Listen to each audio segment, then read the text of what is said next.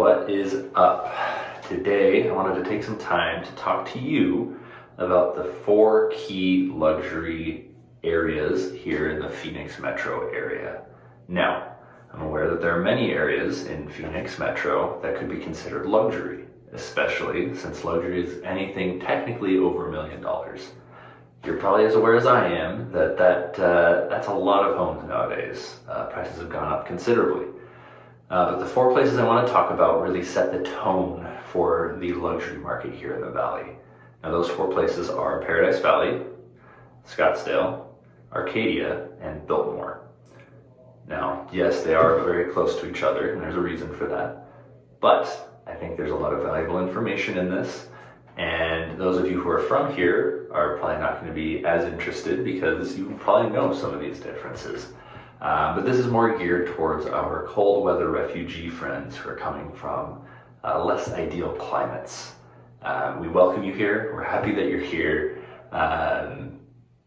This is for you to hopefully help you make some decisions on where you might want to focus your looking if you're trying to buy a home here. So with that, let's get started with these homes. Hello again. Quick interruption before we get into the 4 key areas of Arizona luxury real estate.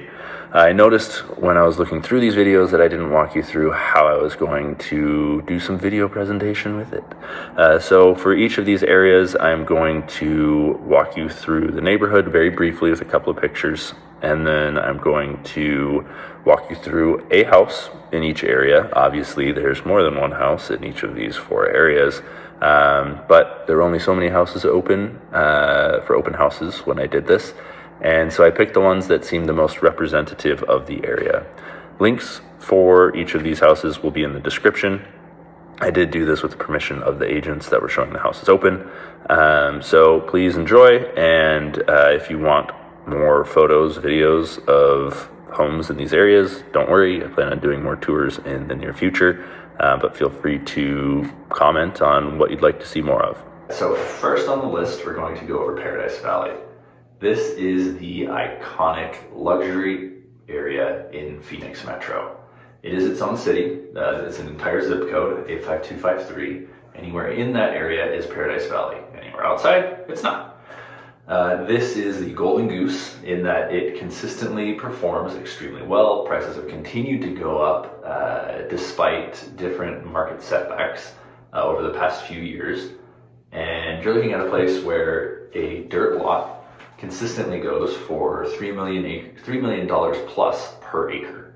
Now, that's not a small amount of money, and that's why most people aren't able to really consider living in this zip code.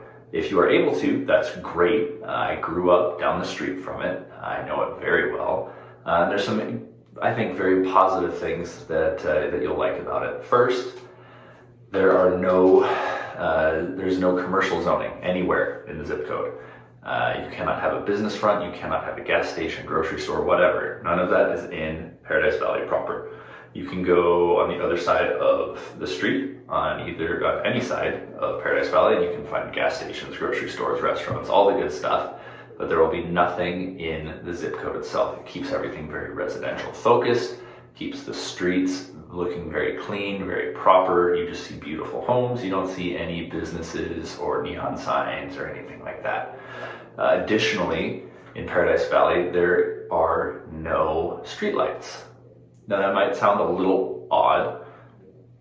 You might be questioning why that is, and I can't tell you why it was originally decided, but I do know that driving around there, it feels much more private, not having the streetlights. It feels less like a city and more like a retreat.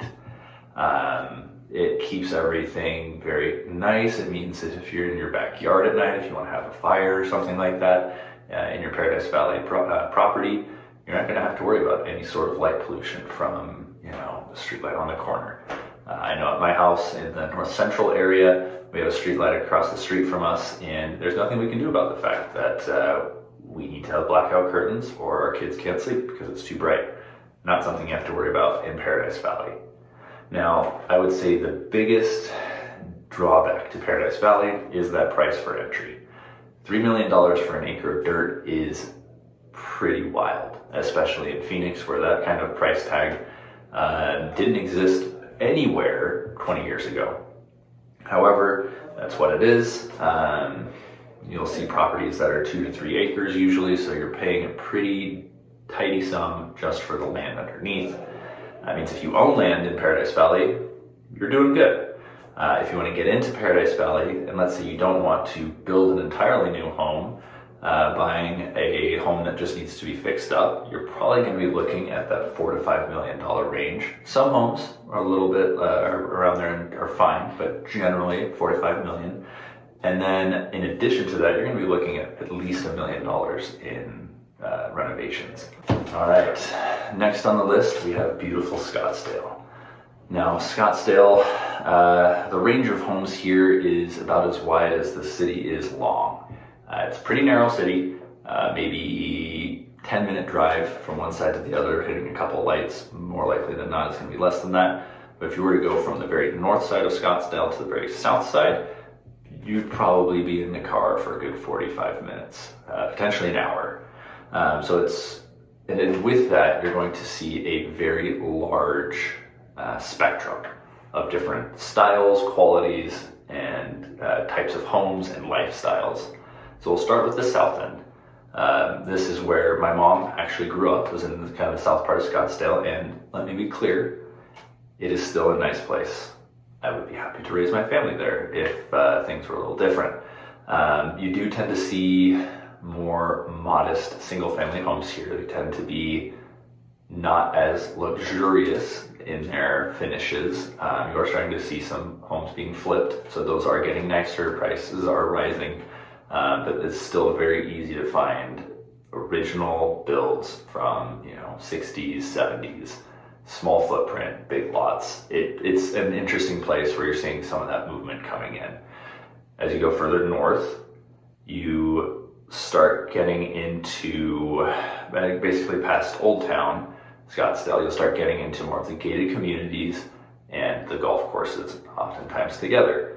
The most popular name brand one is going to be Guinea Ranch. You also have McCormick Ranch, and you have quite a few other golf courses in the area, gated communities. They're great. You see a lot more of that luxury feel in those properties. And if you're into golf, then great. That's where you want to be. It's also a very popular place for people to buy homes who maybe don't live here year-round, because there is the guard gate or just a gate period. It's a little bit more secure. You don't have people that can just drive up and down the street with no reason to be there. Moving a little further north past that, as you're starting to get up to the north side of the 101, you're going to get into kind of the condo area. This is meant to be an urban center. So you have condos up top, and then you'll have restaurants, shopping, entertainment venues all down below and in a very immediate vicinity. It's got a very different feel, like I said, very urban. This is pretty new. There's actually some new buildings going up right now. Beautiful, beautiful condos. They're already selling for $1.5 million and above. Great views, again, great feel, just a very distinct lifestyle shift from the more gated community, golf community type feel that was just south of there. And then as you continue going further north, past the 101, the freeway, you'll get into North Scottsdale. A lot of people like the idea of moving here because it's a little bit more remote. You get bigger lots, bigger homes, and for a smaller price per square foot. Still the same quality. Still very common to see, Calcutta marble on someone's countertop there. Again, very nice, big properties. A little bit more Spanish style, I would say in general, with some new homes going up that are very modern, very contemporary. And this is for people who want to be a little bit set apart. You don't want to be rubbing shoulders with your neighbors necessarily. You want to have a bit of room to breathe. Incredible views, incredible scenery up there as well. Now to go through some of the downsides. As you can imagine, in South Scottsdale, since it is the kind of older part of Scottsdale, the less developed part, that's where you're going to see a bit more of that riffraff. You're going to see maybe some less well-kept neighborhoods. I mean, it's what you get when the prices are relatively low for the area. Still good, let me be very clear, it's still a nice place to live. It's just not going to be as nice, and you're going to see a bit more of that, maybe a few more of those questionable activities going on there. And then as we move up to the gated communities, the golf communities, again, very nice. You're seeing a lot of luxury homes there. Things easily go for $1.5 million plus, $2 million for a good sized home. Some of the downsides include small lots with relatively big homes, a lot of 2 stories. But the biggest thing I would say is that because of HOA regulations and because of how close the homes are to each other, it's very difficult to update the exterior of your home. The interior, you can do whatever you want with. There's some beautiful renovations that I've seen done in the past few years. Truly stunning homes, but it's one of those things where you look at the outside and you think, it's going to be kind of an okay home, and you walk in and your jaw hits the ground. Not the worst thing in the world, but it does create some issues if you want to live in a home that is newer, because you really aren't seeing any new construction homes in these communities. As you continue to move further north, like we discussed, you've got the condo area. Very nice if you want that urban feel.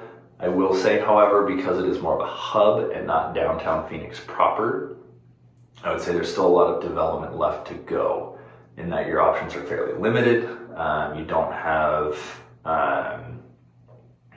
maybe as many very hyper-local grocery stores or entertainment venues or dining, small dining venues as you would like. But I think that it will continue to grow and develop and become even better. Finally, you've got North Scottsdale, and while you get a lot more bang for your buck,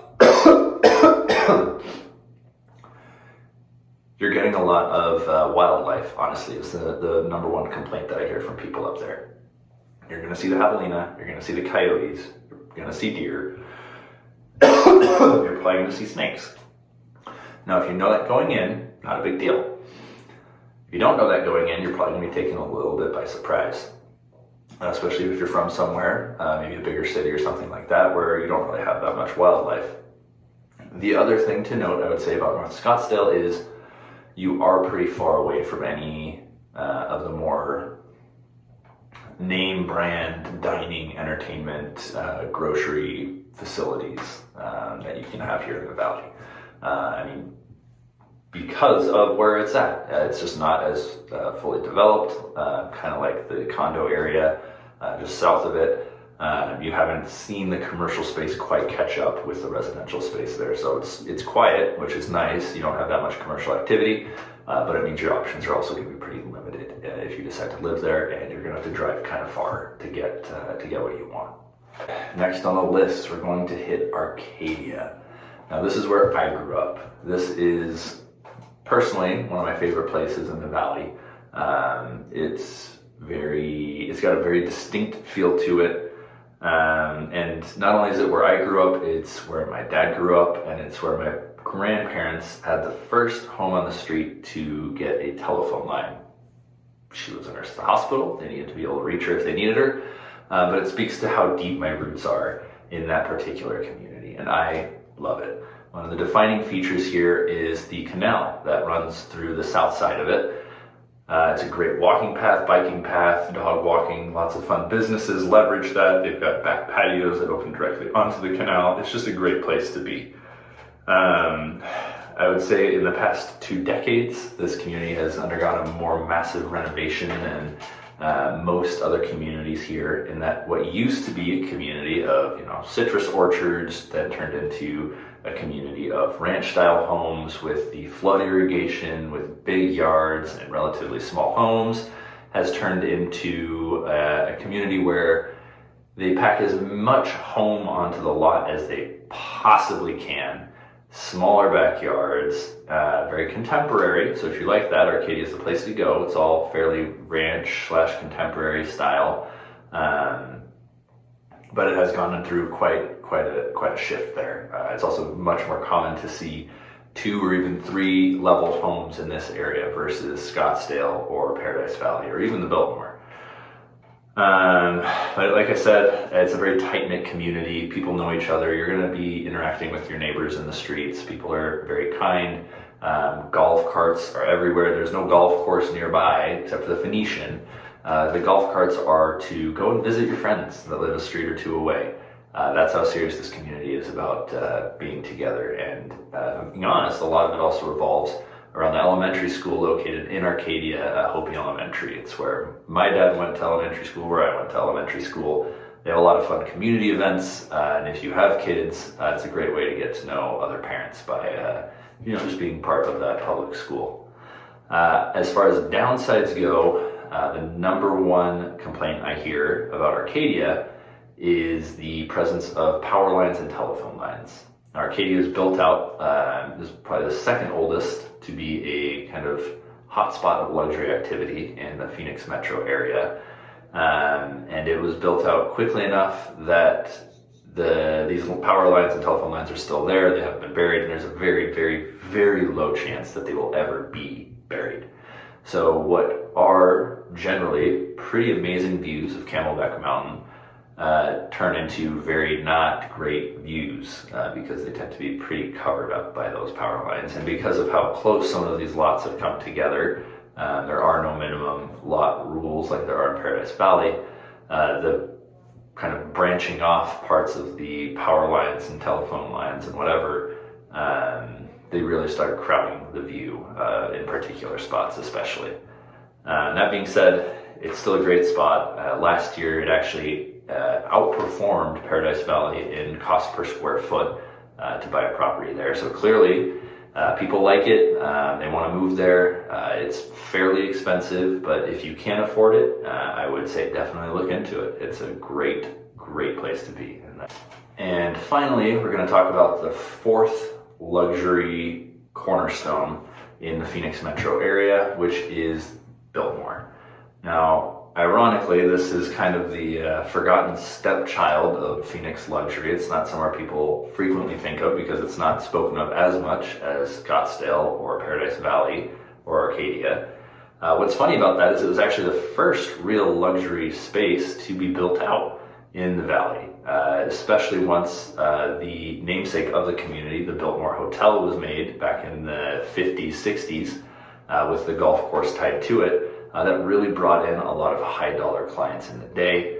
And because of that, if you're shopping for a home there and you're taking tours of homes, you're going to see a pretty wide range of styles and finishes in lot sizes too in the community. In the circle, the Biltmore Circle, you see giant estates. They tend to be very sprawling. Many of them are absolutely gorgeous.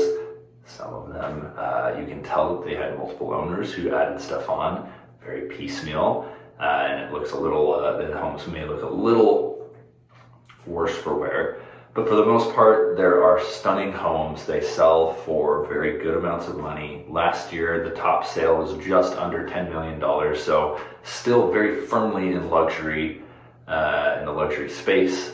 And then the kind of exterior, outer edge communities, they all have gated communities. It's great for people who are here maybe part-time, so they can have that extra protection.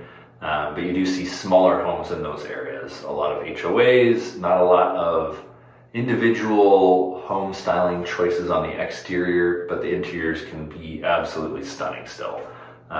There are some communities even that still have original wood floors from when the properties were built in the 70s and 80s. Those on the outside, that came a little bit later. You still see those wood slab floors in addition to leaded windows, just very, I think, very cool styling. I'm a mid-century fan myself, so that kind of makes sense for me.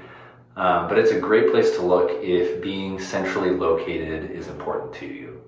Going surface streets, you're literally 15 minutes from Sky Harbor Airport. You're connected to the 51 within 5 minutes of driving, which gets you anywhere you want to go in the valley. And you're really close to the central Phoenix dining scene, which has just some great dining choices. We'll go into that into another video, but it's just such a spectacular place to be. Again, very centrally located. Everything you want is basically at your fingertips. And that's not to mention anything, or that's not even mentioning the Biltmore Esplanade area, where you've got fantastic dining and shopping options just literally right on your back door. I think it's a great place to go. A lot of fun, unique architecture there. The biggest issue here is that if you aren't into golf, there's really not a lot of draw to this area because all of the communities are kind of located around and inside of 2 courses at the Biltmore. It's why most people move there is they like golf, they want to be close to golf, they want to be close to the city. Maybe they don't want the same size of home that you would get in like Gainey Ranch, McCormick Ranch, places like that. So they go for a slightly smaller home on the golf course or very close to the golf course where they can drive 20 minutes, be at the airport, or basically anywhere else you want to be. HOAs can also be a little bit expensive here. Every community is going to have one. I guess it's becoming more the norm for every community in all of Phoenix, but the HOAs here can be a little expensive as well for not a lot of amenities. With that, we have wrapped up our discussion of the 4 kind of key luxury areas in the Phoenix area. I hope you're able to learn something from this. Obviously, it wasn't a comprehensive analysis of these areas, just kind of a broad strokes discussion for those who are new to the area, looking to just start their real estate journey, or even just looking for a different community, a new community if you're even here in the Valley. I hope you're able to get something from this.